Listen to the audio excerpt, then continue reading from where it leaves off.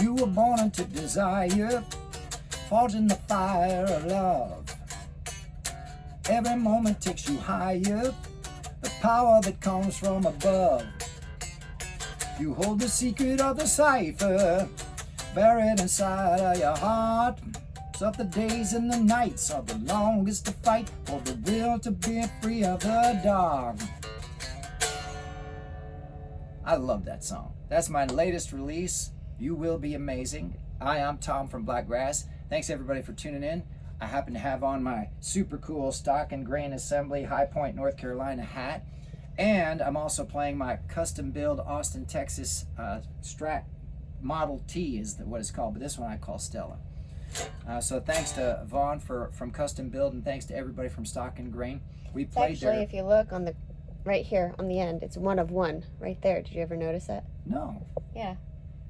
Oh my gosh, I've got the first and one only. of one, the first and only one like this. Vaughn, I didn't even catch that before. How cool is that? Boy, it's a collector's item now. Plus, it's been played on stage many, many times by me. And used in many songs. And actually used in recordings too, which is super cool. So I just wanted to play that song again because we've been getting great responses online and at live shows with that song. You Will Be Amazing. Seems to be kind of catching on fire. It's very exciting. It's super, super cool. So if you're seeing this, you're kind of right at the very cusp of it kind of taking off and becoming much bigger and basically taking on a life of its own.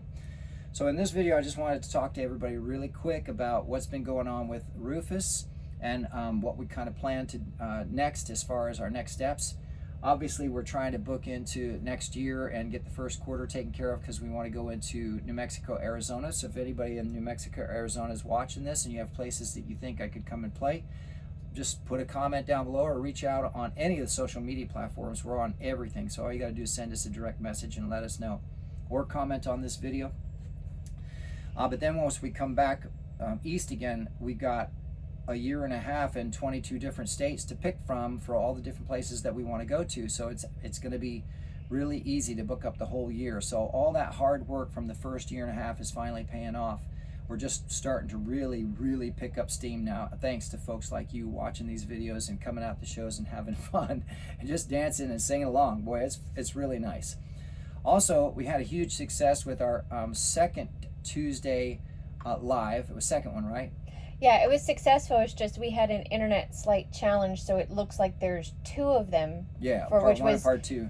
So it was the 18th of November. So there's two.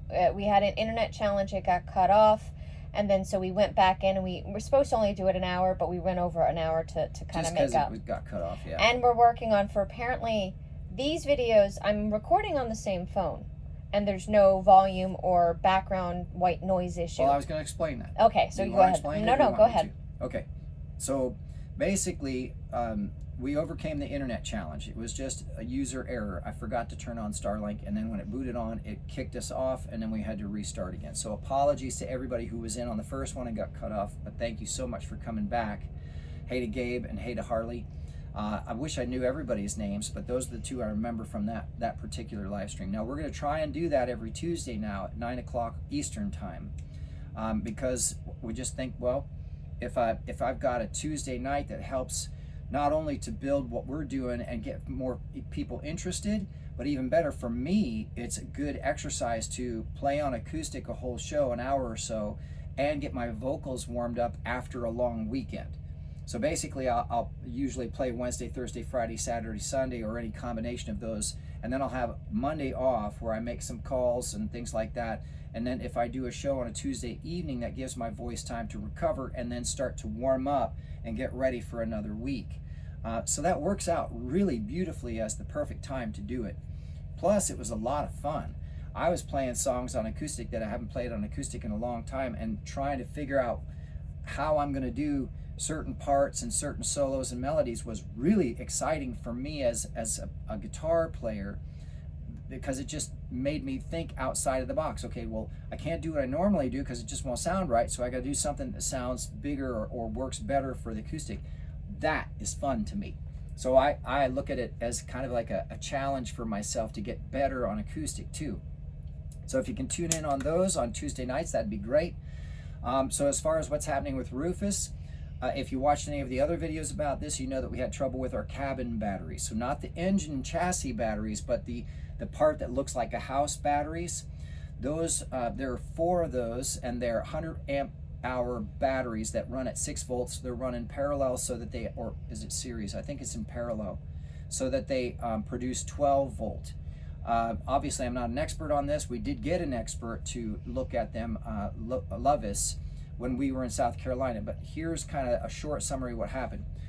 They weren't holding charge, so we had no power as soon as we turned off the engine, or we didn't have the generator running. Now, fortunately, we do have a generator that's separate with propane, and of course, we can always run Rufus engine to charge or to even to charge up the engine batteries. Something to consider if you are looking into getting an RV. Yeah, if you're looking at RVs, because pole campers, it's not the same. Yeah.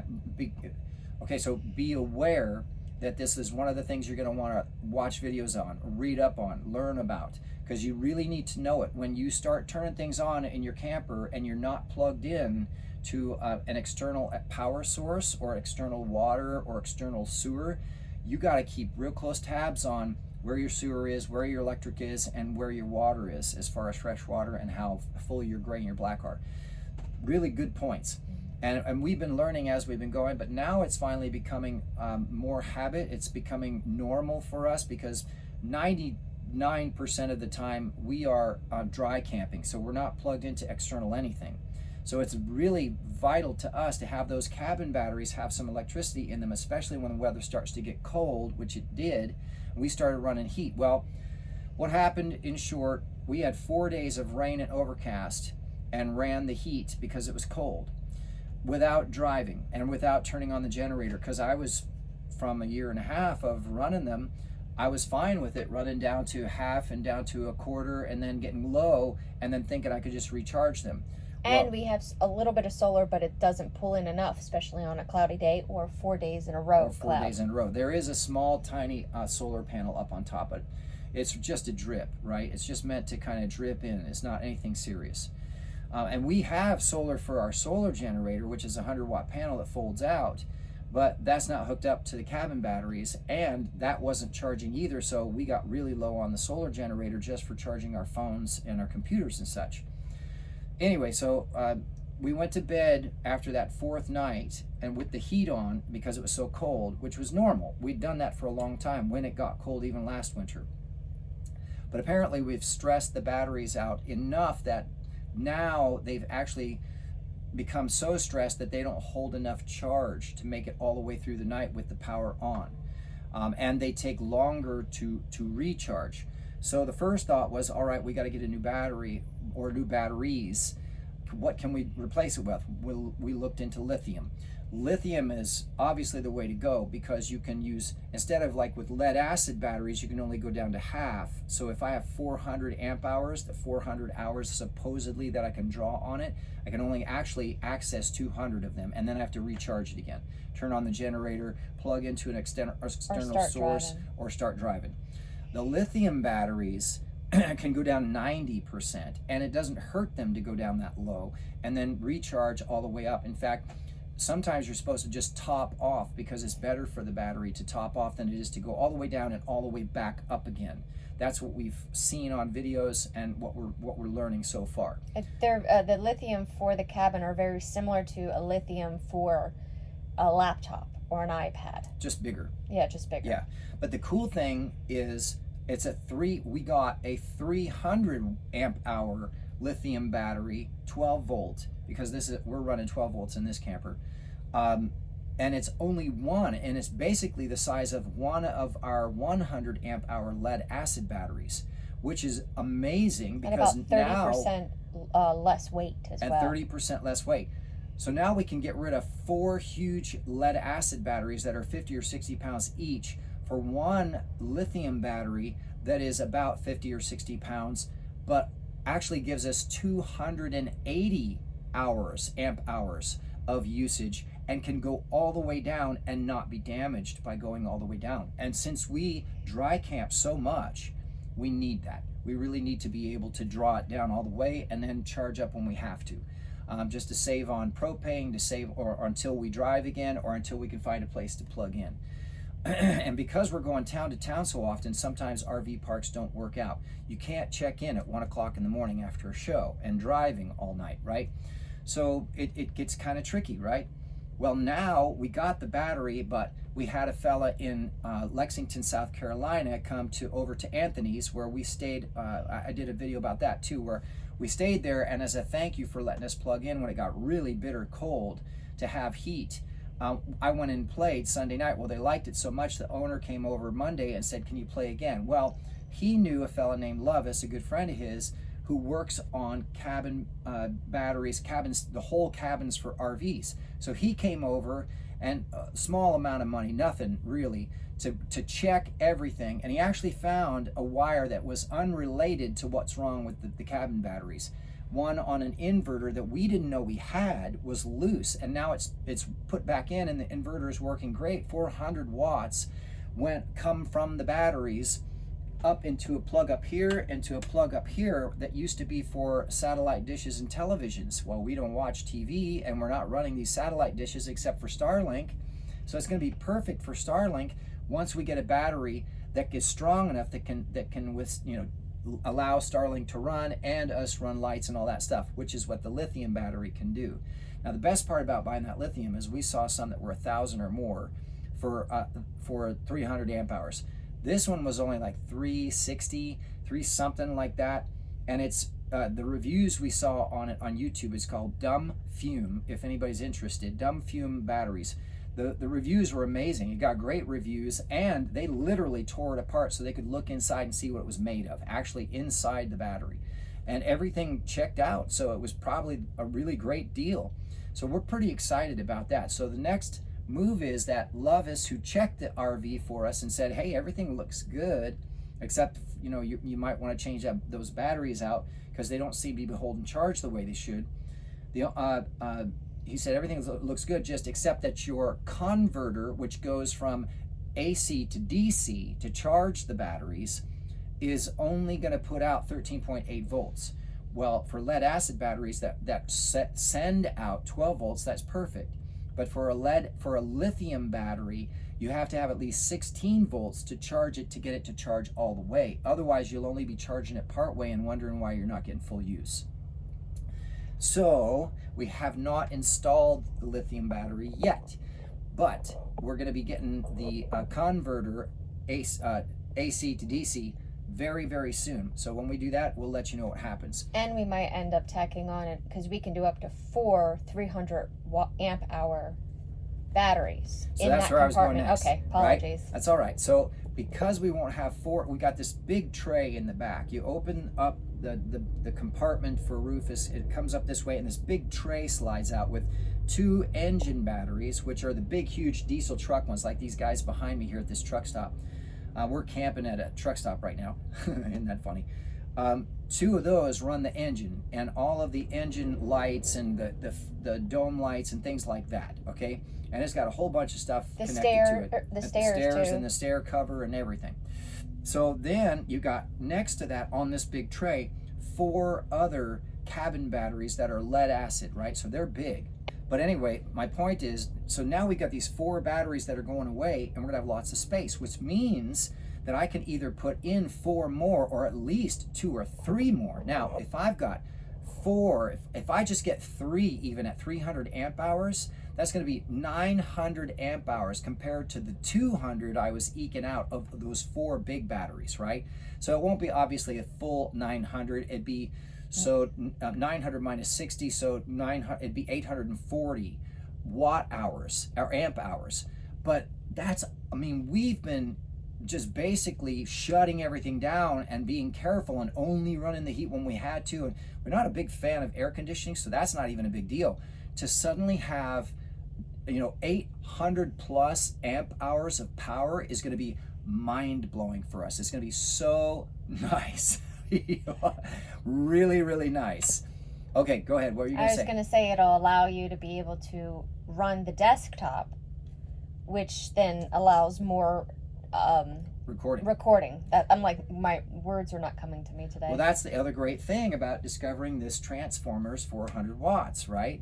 I know for sure because I've run my big iMac off of the solar generator with to boot it up when I just really had to get a song mixed down. I just had to. I had to finish this song, and I didn't have a plug to plug into, so I plugged into the solar generator, and I know for sure it does not pull 400 watts to boot up and run, even when I'm running hot and heavy and doing audio files and mixing songs down and doing all kinds of different stuff in that computer. I can confirm that because the iPad and the laptop both take, well, the laptop takes a little bit more, but it's between 24 to like 48 watts.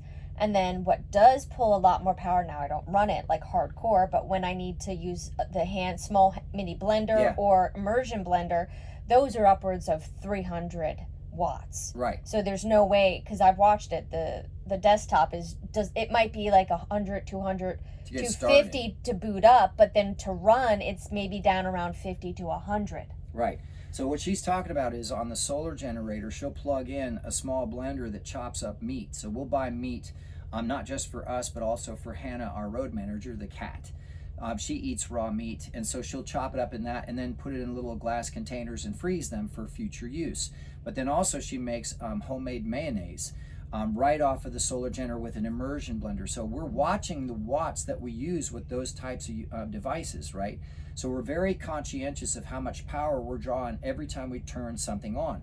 So for me to have 3 lithium batteries back there with 840 amp hours of power means I can hook up the big computer and start recording not just my songs, right?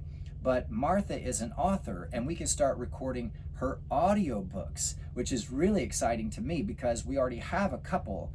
I have a short story, and she has, you have a couple recorded already that used to be up on YouTube, right? Well, I was starting to do them. I have one that's out, but I have to go back through your software because the Zon says that there's background noise, which there isn't. So, but it is everywhere. It's my short story, which is One Kiss, and then, but I did record another one, but I have to finish listening to it, playing it through to make sure it's ready to release. I was hoping to do it this year. It's not going to line up because it is a holiday story, so I'll be able to get that done possibly during our break when we go back home. But it would be nice to do it because of the fact that just to pay for narration, it could be upwards of $5,000 to $10,000 to pay someone to narrate, a 10-hour type of story or whatever. So we've got the equipment. Why not do it myself? It's not a matter of cutting corners, but who else is going to read the story better than me? And then, of course, me telling you, no, for the man part, sound more like this or something. But yeah. She's going to be the director. I'll just be the actor, the vocal actor. But anyway, so that's really exciting to us because I've been dying to be able to turn her books into audiobooks because it's a huge market. Plus, there's a lot of people who will listen to a book they can't actually just stop and read. They're doing other things, and so they'll listen to a book as they're working on housework, or they're working on their computer, or they're just driving down the road. They have to get to work and they're stuck in traffic, so they listen to a book on the way there.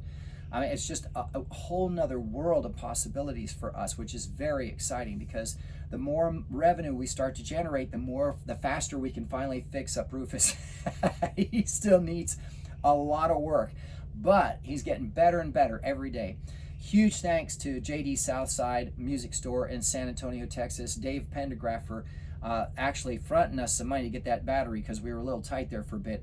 He hooked us up, and now we're all good, Dave. Thank you so much. So huge thanks to him. Big shout out for that support, man. It really made the difference. Do you want to talk about cleaning the... No, I want to talk about this first. Well, we're on the batteries. Let's finish the batteries first. Okay, so cleaning the batteries, I had to take everything apart. It was completely soot covered. I'm a little concerned that maybe the straight pipe that we put on after taking the muffler off is now letting some of the exhaust get up into the battery compartment. But now that it's clean, I'm going to keep an eye on it and see if it is actually that. I may have to reroute that straight pipe back a little further so it doesn't exhaust just outside of the compartment. That's where it's going now. Or anyway, a small extension where it's a lip that passes over so it doesn't come up as much and just shoots straight out. Or yeah, even if they could just weld a little lip on it so it aims it like down an awning, and back. like an awning almost. Right, because I think what's happening is the air is coming across it when we're driving and it's kind of curling up in. If we can just curve it just a little bit so that it heads down the road instead of heading back up into the compartment. But I'll know better on that. So we had to pull everything out, dust it off, wipe it down, all six batteries, and then not only clean the posts that you connect the wires to, but each ending, and there were a bunch, had to be sanded down so you could see the copper again. Now we're noticing that some of the wires are actually wearing really thin, so I had to put washers on them to make sure that they still kept good connection with no arcing. And some of that could have been the challenge too with the connection for us, the reading of how much power and the usage and ability to use the batteries. It could be, but we don't know for sure. But that could be one of the challenges. Now, I was going to buy new wires, but they're expensive. So, but why buy new wires when I'm going to be just putting in 1 or 2 new batteries, and I don't need new? I'll get new wires. Well, actually, some of the wires are good enough. Still, they're still in good shape that I could use them to connect the 2 batteries. And if once I get the 3rd one, then I'll just buy new wires then. But I don't want to keep any of these old ones or buy old ones that won't fit for what I'm going to be putting in. So I'm holding off on buying the new wires. We used washers. Everything's clean now, and you'll get to see me wire it wrong. Trust me, you don't ever want to wire multiple batteries, especially big batteries like that, wrong. Actually, I don't think I caught that part on Oh video. my God, it gave me a heart attack. Not only did it spark, and I'm like, that's really weird. Why did it do that? I put it on real fast.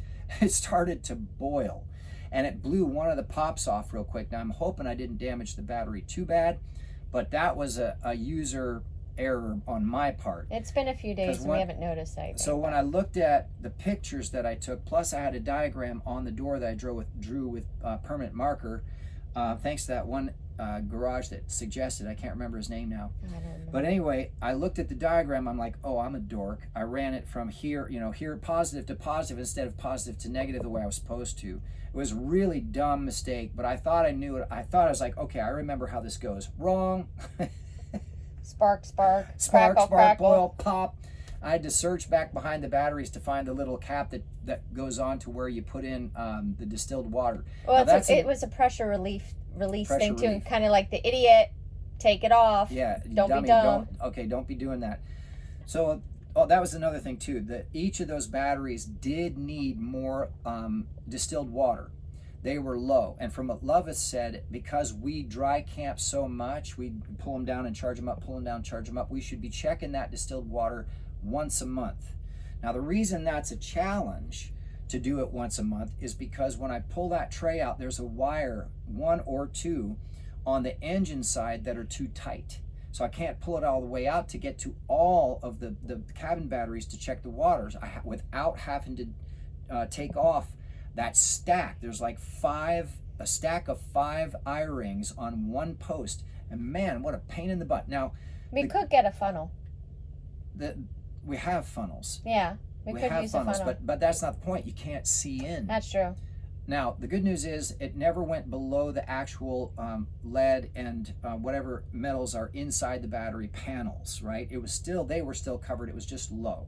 So I filled them back up, so that's been helping. We've actually been holding charge a little bit better, but it's not near as strong as it should be, because as soon as I turn on certain lights or stuff all at the same time, not even heavy draw, it drops from 3/4 down to half, and it won't stay at full. So there's still something going on there, either with the converter or with the batteries themselves. But that's all remedied very soon, because we have the new lithium battery down in the compartment below, and we're going to be getting the new converter very soon. Now that's a really long version of what's been going on with Rufus. But the reason that's so important is because we're coming into the cold season and we're getting really busy again, which is good. Now when things get busy though, there's less time for me to do that type of stuff. And so I have to, driving, playing, and resting, and eating, and making sure that you can get on stage and perform, that becomes the main focus. And things like fixing Rufus become, back burner things. We'll deal with that next week. Booking more shows too, and all of that and aspect. of course, Marketing. we obviously have to keep booking, and we are marketing like mad every single day, all day long, every chance. I was up until 2:00 this morning, actually finishing several things I had to work on. Just posts, keeping stuff posted, and there's so much new content that we're doing. Martha has been amazing with all the stuff she's been putting up, and I'm trying to keep up with her and push those out through Patty Post to make sure that everybody can see all the cool stuff and things that are going on. So that's kind of the long and short of what's happening with Rufus. So I thought that would be fun. It's getting kind of dark, so I know I have to wrap up. But thanks so much to everybody. You wanted to talk about something, though, real quick, or no?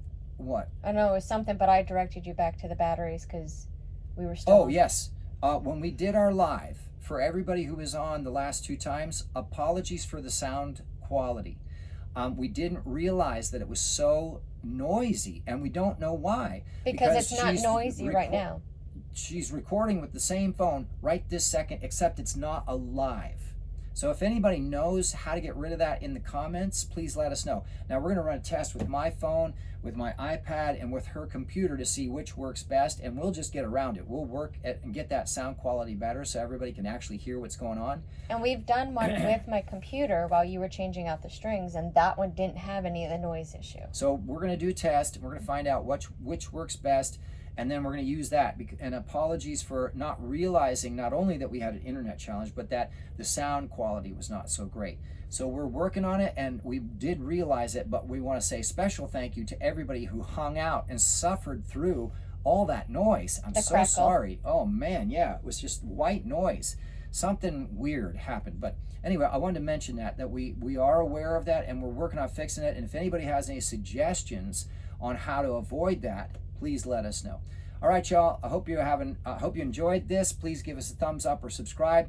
Remember, we're on every social media platform you can think of. We're also on Rumble. We're also on VK if you're interested in getting on an app that actually is for folks in Russia, which is super cool. Everybody there has been really nice.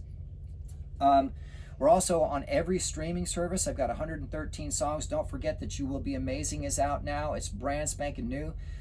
Share it. Be the first kid on your block to share it with all your friends. That is so corny. I apologize. I had to do it.